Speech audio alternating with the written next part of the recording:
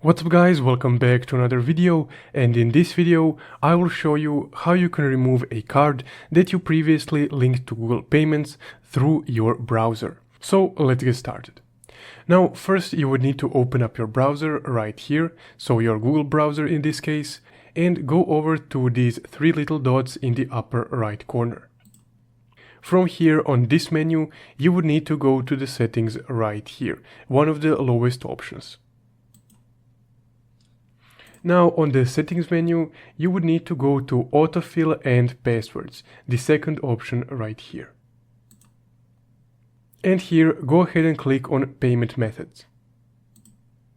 Now on this page, you will be able to see all the payment methods that you previously linked to Google.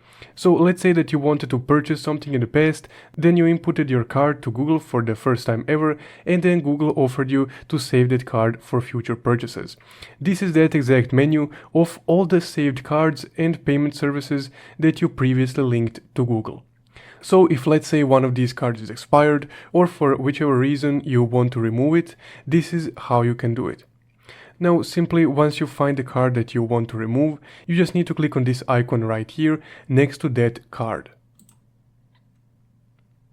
Then a new page will load with your payment methods that are linked to Google. Now this is that specific card that we selected. So to remove it or delete it from Google Payments, all you need to do is just click remove right here. Now you will just need to confirm your decision, so just go ahead and click remove again. And there we go. That payment method has now been removed from Google browser. So that's guys how you can remove a card that you previously connected to your Google browser payment. If you found this video helpful, don't forget to leave a like and subscribe. Thank you for watching.